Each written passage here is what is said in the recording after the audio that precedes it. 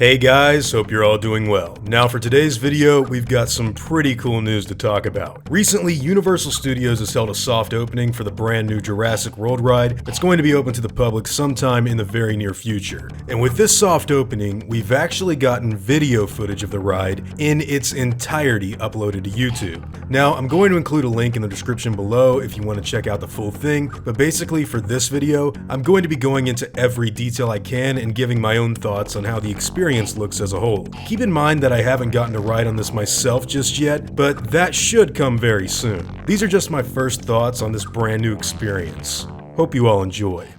So the ride starts out just like the original, where you get on a boat and then ascend to the top of a small drop. Once you get over the drop, you get a look at this really awesome looking fossilized mosasaurus skeleton that's been carved into the side of this cave. And the words, "When dinosaurs ruled the earth," are displayed proudly under them. Man, it looks sick, and it's probably one of the best designed park attractions Jurassic has ever gotten. Next up, a pair of giant gray doors open up for you to reveal a big aquarium. As you ride along through these huge TV monitors, you'll see a great white shark swim right next to you, just before it's attacked and devoured by the massive mosasaurus. These screens look incredibly cool, and they're a great addition to the ride for me. Of course, once the aquatic reptile notices you traveling through its territory, it doubles back real quick to attack the glass. This makes a bunch of cracks in the aquarium, and water even sprays at you from the damage that's been done. Super cool stuff.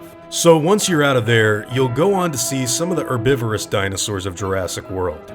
And I'm not gonna lie to you guys, this is where I think they kind of dropped the ball. You get to see the same baby Stegosaurus that was in the Orlando resort, which is modeled off of the adult version of the animal, which is in the exact same position it was during the old Jurassic Park days. And unfortunately, not much has changed since 1996. In fact, it really looks pretty beaten up and tired in my opinion. I'll elaborate more on this at the end, but I thought I'd throw that out there while we're on this section of the experience. Once you pass those guys, you'll see the same pair of Saurolophus from the 23-year-old Jurassic Park ride that rises up out of the water, spraying you. Now, when you get past them, you enter something called Predator Cove, which is alluded to with a set of signs depicting the dinos you're about to see: Dilophosaurus, Velociraptor, Tyrannosaurus, and Indominus Rex. The very first thing you see when you get to Predator Cove is the old 1993 Velociraptor holding pen from the first movie. Not sure why that's still there, but whatever. To the left of the pen is a really wild area that shows a bunch of pteranodons that have been slaughtered by something. Blood and pterosaur body parts are thrown everywhere along with an assortment of destroyed equipment.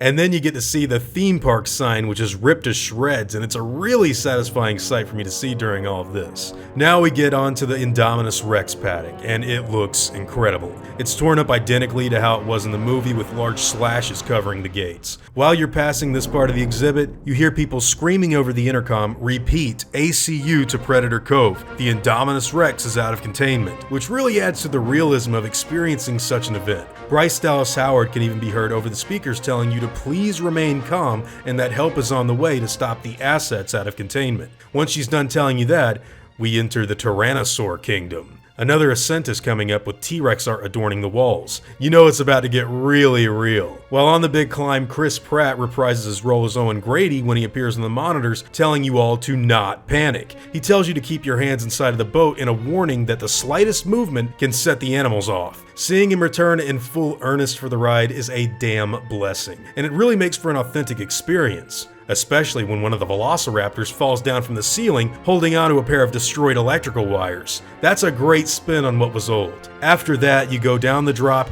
and get showered by a bunch of Dilophosaurs spitting water from all sides. And then, things get really dark. And out of nowhere, a brand new Indominus Rex head comes straight for your boat and roars at you. The detail on this thing is great, and it's an extremely cool addition to the ride. More spitters arrive to attack the boat, and Blue the Velociraptor is seen making those familiar raptor noises to the right of you. And on the left, the Indominus Rex is in the process of trying to communicate with the raptor, just like what we saw in the movie. But their little talk doesn't last for too long once it's interrupted by the T-Rex, which comes out of the dark to roar at the Indominus in a pretty familiar challenge. Now we stay here for a little bit while the Raptor and Indominus talk, just before the boat continues its trek forward and gets that iconic surprise attack by the Tyrannosaur from above.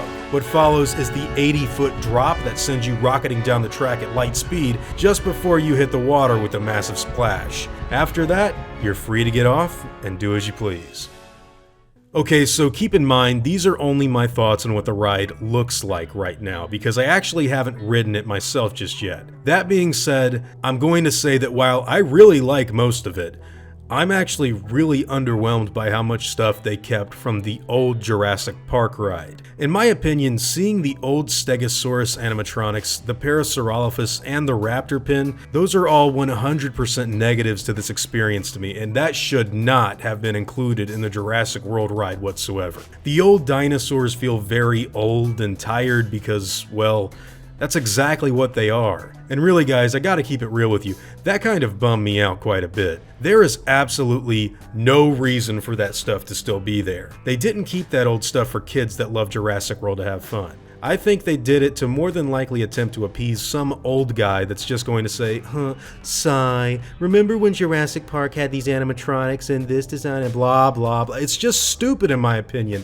and it shouldn't have been incorporated at all. What kind of little 8-year-old is going to go on that ride and say, oh wow, look at the old Stegosaurus that they kept, that's so cool? Nobody's going to say that. The kids are going to be like, Daddy, what's wrong with that dinosaur? Is he tired? And they did all of that for some 30-something guy sitting next to him to say, shut up son, I'm trying to cling on to the fleeting nostalgia from my youth. It just feels like it was done to appease anti-Jurassic World people who want to harp on about how superior they scream that park was, and it's really, really cringy to me right here. There is no reason for them to have included these animatronics that were in use in 1996, and the Raptor pin is also a big problem for me. Why is it there? I'm going to guess it's for the same thing. And look, this is my channel, and it's got my name on it, and I'm going to give my thoughts on the matter. And to me, this whole mentality is what I really think is holding the brand back. I get really annoyed when I hear people scream at others that their opinion is wrong when they say they love Jurassic Park 3, or The Lost World, or Fallen Kingdom, because it shouldn't bother you what other people think. And you should think for your own personal self, no matter what the situation is. So why are we trying to appease a bunch of Lowrys with this Raptor pin stuff? I'm only saying this because everything else that they've added is so damn cool. It's actually, in my opinion, cutting edge for any Jurassic Park experience we've ever gotten. The Mosasaurus enclosure is original and incredible. The Indominus Rex animatronic looks great, and the new positions of the Dilophosaurs spitting at you are awesome. The dead corpses of the Pteranodons is a great touch, and the design in general really evokes Jurassic World the exact way it should be. For about 75% of this experience, I am extremely happy with how things are looking. With the addition of these ancient relics from the 90s that in some cases don't even resemble the animals from the films, I really think they could have just gone all out and redone them. Imagine if we got some herbivores like the Stygimoloch or the Sinoceratops instead of the 1996 Stegosaurus model that doesn't even look like how the animal did in The Lost World. Sorry if I sound a little upset about all this stuff, but it's how I honestly feel. They really should have incorporated some more of their awesome new stuff. Owen Grady and Claire Dearing being there is great. So much of the ride I really enjoy. It's just this little bit of holdover stuff that I think should have been totally revamped and retooled. That just felt like addressing people that are overwhelmingly whiny to begin with, who don't even represent the entire fan base. Anyways, those are my thoughts. When it's good, it's absolutely great, which is most of the time. But the weak spots, which, yeah, I know, I spent a lot of time on them, but they're not that much. I just think they are undoubtedly the repurposing of robots from the 90s. Ugh, that's a choice that I think is becoming a very bad move in my opinion. It's getting to the point where this stuff is cliche, noticeable, and restrictive. And it should never be like that for this franchise. Anyways, what do all of you guys think? Are you excited to see the ride when it finally opens? Most of it looks absolutely incredible to me. I want to stress that. My complaints aside, I really dug the whole thing. Now, whatever your own thoughts and opinions happen to be, I'd love to hear them in the comments down below. Now, before I go, I'd like to thank all of my game wardens, as well as all of my InGen executives. I'd also like to thank all of my park workers and InGen hunters as well. Guys, it seriously means the world to me that you all even continue to watch these videos, and I want to thank each and every one of you for all of your continued support. Now, I'd like to thank all of you for watching this video and hope you all enjoy today's content. If you feel like I deserve it, I'd appreciate the like and hope that you'll consider subscribing if you're interested in hearing from me again. I'll see you on the next one, guys, and as always, take it easy.